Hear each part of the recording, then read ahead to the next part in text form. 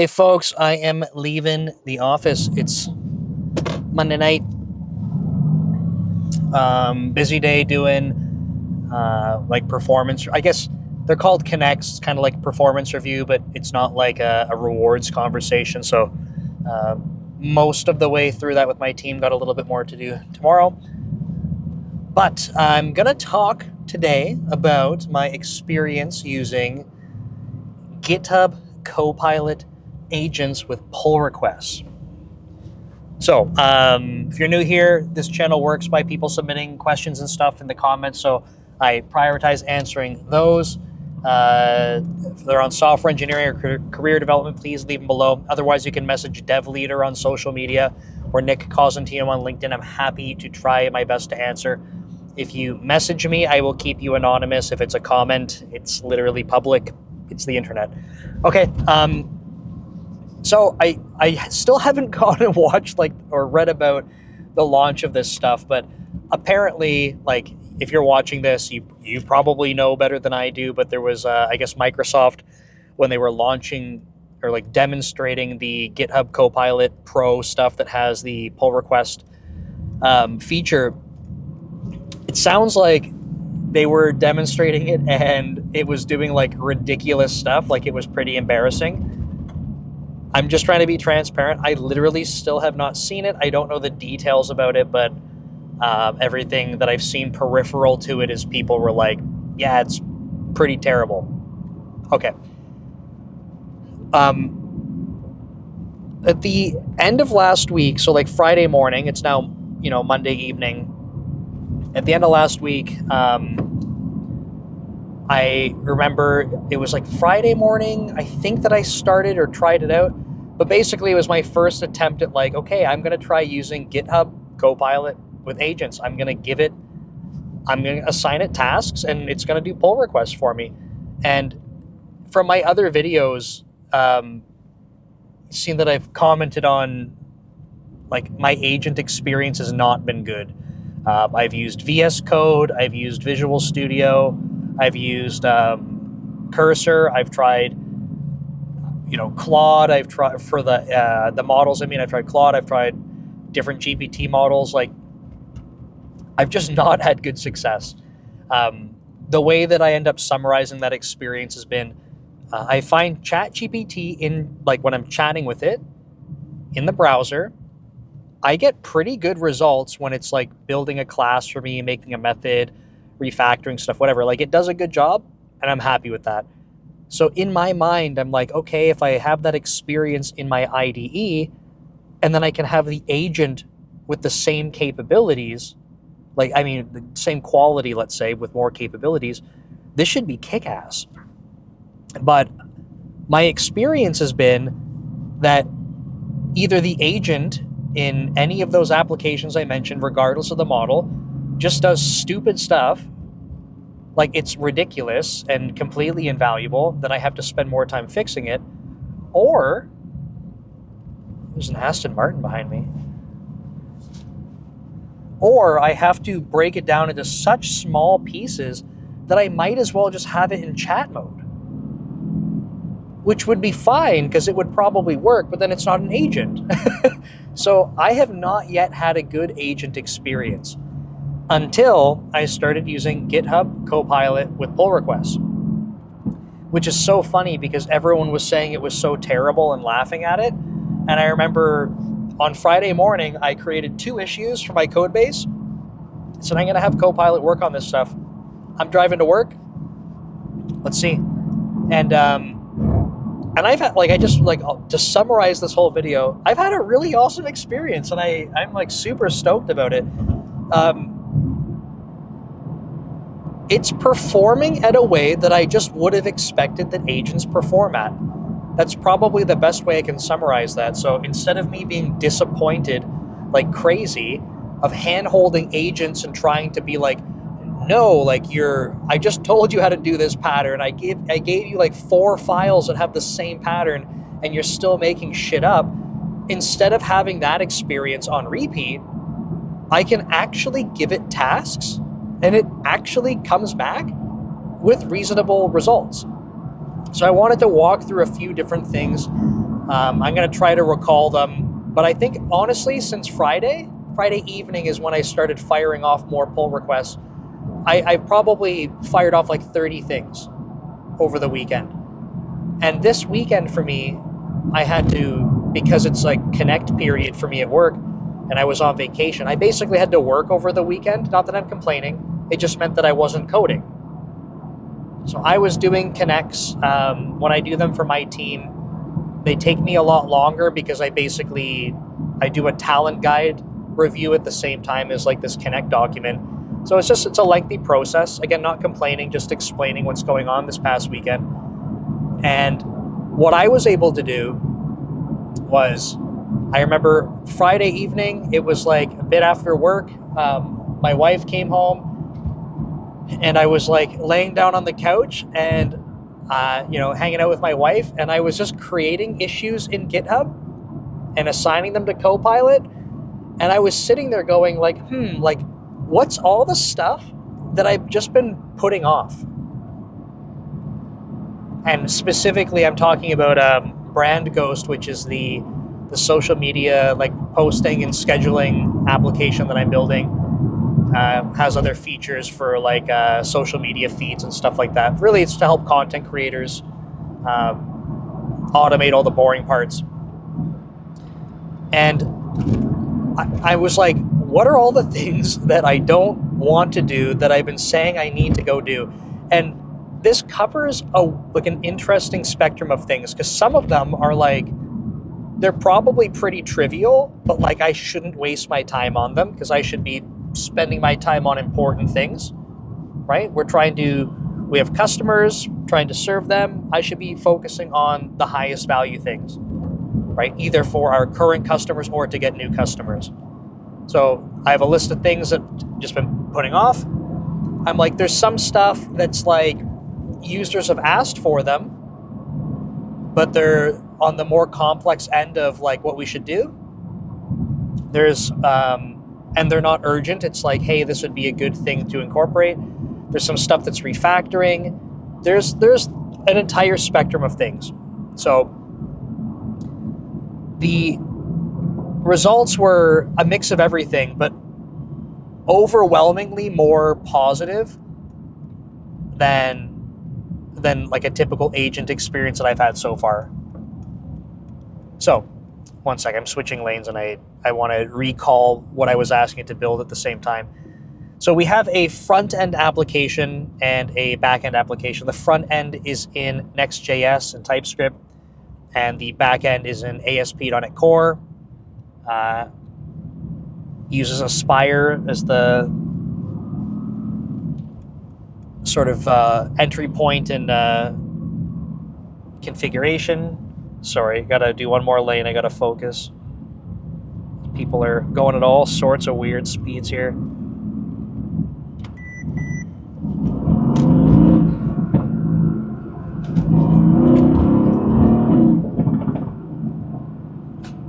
I don't understand. Why are you going so slow? What's going on? Okay, I'm in the fast lane at least. Just we're not going fast.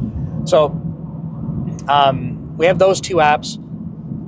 I'm trying to even think the first things I was asking it to build. See, now that I'm talking about this and I'm super excited, I can't remember the details of it. Okay, one of them, I'll walk through some parts here. One of them was that I wanted to, we have a scheduler that runs. Right now it's a background service, and I don't really like using it. I feel something about it feels off. I don't like using a background service in ASP.NET Core, especially because we have Quartz as a job scheduler. And with Quartz, I can like sort of persist the job information. Like it's a lot more, it's literally persistent, versus the background service is just like, I don't know, there's no state. It's kind of weird. Like it works. It works if the service is running. And if I run multiple instances, by the way, it's a monolith, but if I run multiple instances, which happens during deployment, I had to go do some fancy stuff to make sure that those background services weren't colliding with each other. It was never designed to be run in multiple instances. If you watch early videos in Code Commute, I was in Hawaii when I discovered that I was having issues like this and had to fix it in Hawaii. So I've been kind of burnt by background services, but Quartz, because the way that you can run the jobs in clustered mode, it can take care of only one instance running the job. So I could spin up 50 of these, and Quartz will manage only one of these instances will run the job. So I said, okay, I want to go port this. Instead of being a background service, go make it a Quartz job. Like I want to go do that. I just don't want to spend the time doing it because it's not broken. So why spend time fixing it? So new issue. And then I said, okay, well, if I do that, I said there's a consuming side as well. Okay, so the way that this works is the scheduler fires, and I wanted the scheduler to be very dedicated to like, you'll basically queue up the set of work that has to happen, but there is a consumer of that. Okay, and the consumer of that needs to then go execute the actual postings of social media. Okay, so not that complicated, but one of the tricky things is that generally the stuff for posting to social media, it's relatively quick. It kind of isn't if you have to post videos and the API requires that you're streaming the file. A lot of the APIs allow you to provide a URL instead, and they will go stream. But if you have to stream, now I have to download it on the server and go upload it. So that can take longer. Now, if that's happening the way that it's currently set up, there's this situation that can occur that especially if I want to get into any video processing, all of a sudden, if I have to do that in line, I'm going to start delaying people's posts. Don't want to do that. Like if I have two different people that are posting back to back and that scheduling consumer has picked up the work, not going to be okay. It's going to slow it down for the second person. So if I use mass transit and Quartz, I can essentially get around this. I can go schedule multiple jobs, and then I could actually spin up multiple instances if I needed to. Suddenly our monolith is becoming a little bit more microservice-y. We don't need to do that, by the way, but I want to make sure that I can decouple the posting and not block other people from posting. Okay. Conceptually, I know how to do it. I don't want to spend time doing it because it's not broken. Why should I fix it? So I made another issue. Copilot, I haven't merged the code for it, but it wrote code that I'm very content with for both of those things. It's very straightforward. I can see that it got rid of the background service. It basically just lifted the code from one, put it in the Quartz job. It took the scheduling patterns that I already have for Quartz jobs. Like it's lovely. So it just did two of those things while I was hanging around, like not worrying about anything. I'll give you another good refactoring one. So recently we had some examples of basically two things. Well, we have this code that will basically resize and reformat images. So if you, I think what's a good example, TikTok is picky about the image types. Like you can't post a PNG on the TikTok API. So I have logic that will handle this. But we also started to run into not only like image sizes in terms of the length or the width and height and the format, but also the actual size of the media. We had a user that messaged support and said, hey, my stuff's not posting. And when I looked into it, they were uploading 10 megabyte pictures. So I said, okay, there's a solution here. I looked at the resolution of the picture and it's like 8,000 by 5,000. I said, no social media platform even is going to support that. I already have media conversion logic. Okay, so I said, hey, Copilot, or I make an issue and I say, we need to go scale the image size down. Cool. PR for that. Looks good. I pulled this one down. I had to massage it a little bit, which is fine. And I was content with it, tested it out. Awesome. Worked. So Copilot did like 85% of the work on that. Super, super cool. Then, this is the refactoring part. When I was looking at the code later, I was like, you know what really sucks? I have some parameters that are passed around, and like, basically I make an object, put some data onto it, pass it into a function, but it was designed poorly. Like, basically the input parameter was also like a newly formed output parameter. It's kind of weird to explain, but one clear example is like my image size calculator needed to take in like a background color. That makes no sense. To calculate the image size, you don't need a background color. But the result object was passed into something that would do the actual canvas drawing, and that needed background color. So it was just like the parameters were kind of in the wrong spot. So I said, hey, Copilot, I have these types of converters, right? One's an image size calculator. One is the actual thing doing the rendering. They're currently using the same objects, but they don't really make sense based on the task at hand. So I told it, I need you to go refactor this code and introduce new data transfer objects, DTOs, as records where we're only passing the relevant information around. And the work that I had done previously was putting a byte size limitation in some spots for like the size calculation for the dimensions. Doesn't make sense. You don't need it there. So it did this refactoring and it did it perfectly. It worked the first time. This is the exact kind of thing I don't want to waste any time doing. It was something where I'm like, man, I see it in the code, like, not today, man. Like, I got more important shit to do. But all I had to do was type like a little note, like a GitHub issue, and it did it. So it's been good at some of the refactoring tasks. It's been good at some of the features. I did some front-end features last night.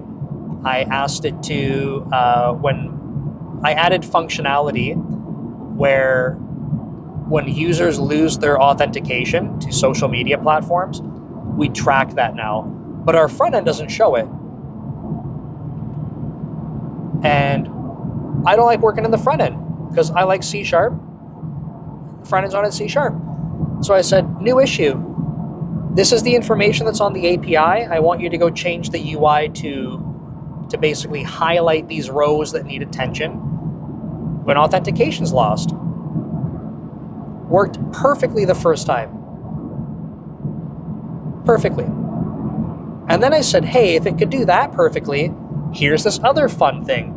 Apparently, for some reason, when you authenticate with YouTube, if you ever try to reconnect, Google, like, it just doesn't work. Google's like, you've already attached this application to your account, so you need to literally go into your Google account settings, remove our application, and then you can reconnect. It's really dumb. But it's confusing as hell because in our app, if you try to refresh, it just fails. So now when you press and I basically made this issue and I said, hey, when someone's trying to refresh their YouTube, you need to put up a modal dialog that tells them they have to do this step first, manually. And all that I told it was that Google has, for Google specifically, the app is basically associated with their account and they need to remove it. Something super high level. I'm not doing a good job of explaining it, but when it made the UI, it made it perfectly. It put the steps in there, and it actually knew what steps to take without me telling it. Like, it figured out that it had to go do, like go into click here in your account settings. I never told it where to go. And then it explained that you need to go do it. And I was like, I can't believe this. So 2 of those front end features work perfectly. And those have been things like, we should have done them months ago, but they're just not a priority. So what's really cool is when something comes to my mind now, I can just go make a GitHub issue, which is one of the last things I want to talk about here, which is super cool. So this is the part where it's not doing well. Like, it's not giving me a perfect solution, but it's at least letting me evaluate some of my thoughts. And I just want to give you a couple examples. The one from this morning, I said it would be really cool if we had some type of feedback system on some of the data we have. So when posts fail to go out, every week basically, or on a regular basis, I should be reviewing that. What are the patterns we see? One of the patterns I told you about was that image formats, or in this case it was image sizes.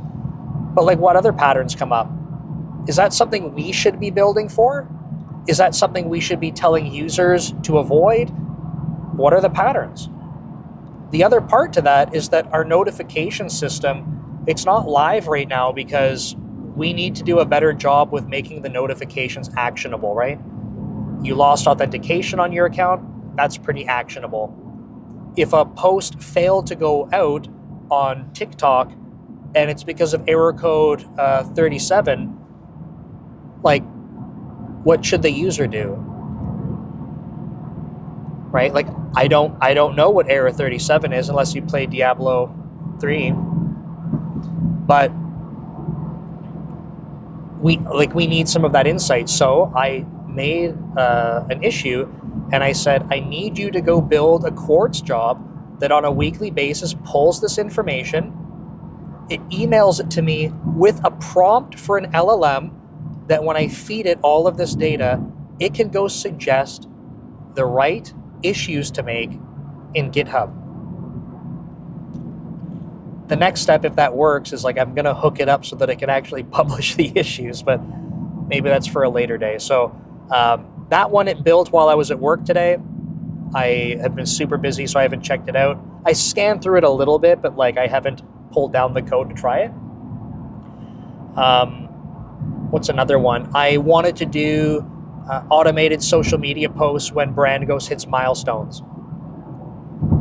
So for example, when we say we get 1,000 users, I want to do a social media post automatically from Brand Ghost. When we hit 1,500 or 2,000, these different milestones, I want to be able to have celebration posts. So this is something I've wanted to do for a while, but it's really low priority. No user is asking for that. I just think it's a cool thing that we should do.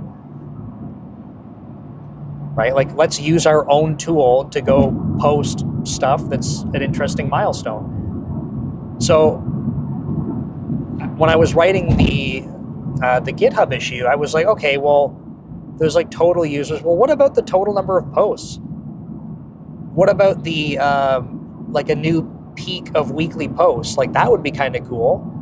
We're now reaching 100 posts per week, or 200 posts per week, or 1,000 posts per week. So I just wrote all of these random this could be cool in this list, and it made a pull request. This is one that it absolutely didn't get right. I scanned through it. I haven't done it in my own IDE. I haven't pulled it down. But when I was looking through it, I'm this is definitely wrong. But I actually didn't expect this one to work. What was really helpful is that I got to see how it would structure some of the code. And really the biggest thing that's wrong is how it's trying to calculate this stuff. So for example, the total number of users, the way that it calculated this, it was I see a few tables in the schema that have a user ID. I should count the distinct user IDs across those tables. And I'm it probably gives you close to the right answer, but that's not how you would do it. That's not how I would go do it. So it's it tried its best to go do all these metrics, and I actually think if I go through that and maybe I just refine it to, I only want to do like total number of posts or something, that might be a super easy one. Maybe I'll blow away the rest of the code and maybe total number of posts just works. Right? So it was a really cool experience that I could just say, I've had this idea for a while. Instead of it never getting done, let me just see what it can do. Maybe it'll get it most of the way there, and then I can spend a few minutes and try it out. So that was really cool. I'm going to keep doing that when I have like some inspiration, instead of me being like, oh, like we don't have time for that. I don't know. Maybe I'll just ask Copilot to go check it out. I'm not going to explain what it is, but I'm vibe coding. This is actual vibe coding through pull requests. I'm vibe coding an entire application, and I'm not going to even try it out until I feel like it has the MVP of features as an experiment. Literally, it's done like 5 pull requests. I've never checked out the code. No idea. Literally no clue. I'm going to keep going until it has the minimum set of features, and then I'm going to pull it down and I'm going to try it out. So that's a cool one. One where it like really didn't work. Well, 2 actually. I'll give you 2 examples. One was from yesterday. I was trying to. There's a bug I want to fix where we have like an invalid state showing up somewhere, and it's coming from. I'm pretty confident it's coming from a SQL query. It's just mislabeling something. But this is a SQL query I really don't like working with. I know what it's doing, but like it's very finicky. Like if I touch it, it seems to like it's either like it takes a performance hit, or it like the records are just wrong. So I'm like, I know I got to touch this query. I know it's got to happen. But I said, okay, like here's what the issue is. I said, it's coming from this query. You got to figure it out. And it confidently told me, here's the fix. So I said, okay, I'm not pushing that one live until I try it. Clone down the code, run it. Absolutely not right. Okay? Give it some feedback, and it's cool because you just go onto the pull request and you leave a comment and then submit the review, and then it just goes off. So this is kind of cool because I was doing this like while I was working. When it had updates, I could, and I could take a break. I could just go check. So it gets to the point where I'm like, okay, like it was not right, and then it was slow, and then it optimized it, and it was like lightning fast, and I was like, holy shit, this is actually faster than it was when I started.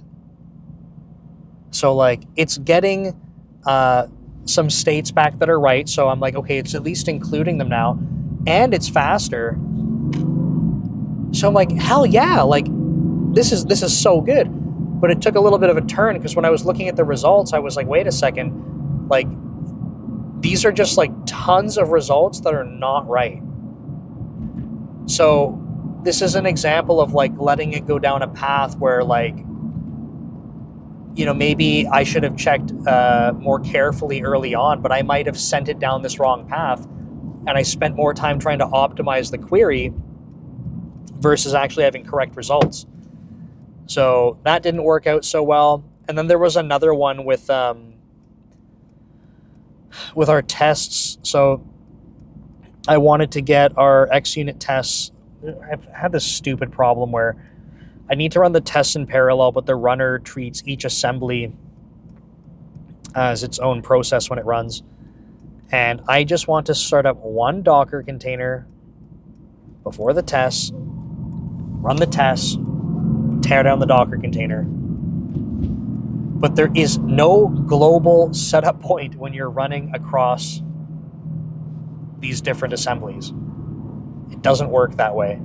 So I tried to get it to go down this path where it would basically create like a test runner. But no matter what I was doing, it was just giving me like really silly results, like code that didn't exist. Like it was such a waste of time. So this one, complete failure. It was a really open-ended thing to go solve. Like I said, here's the problem, like go solve it. And didn't tell it how to do it, and it failed miserably. So,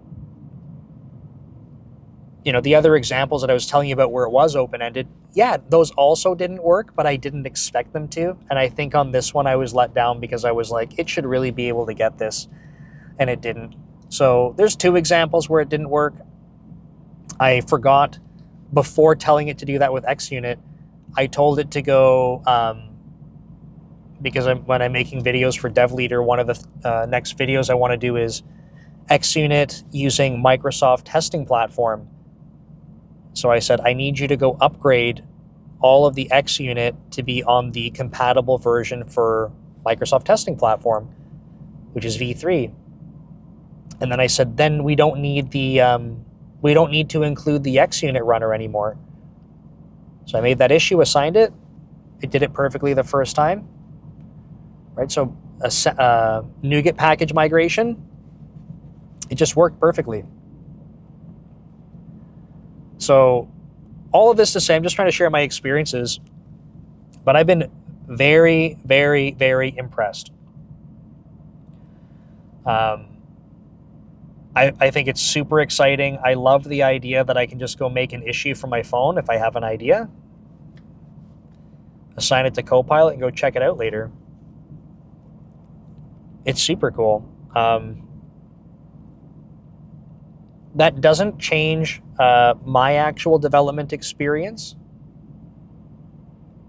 right? Like when I'm working in the IDE, that's not helping me at all. But from like a project maintenance perspective, super cool. I forgot another one was like, I said, I don't have any documentation for like internally for development.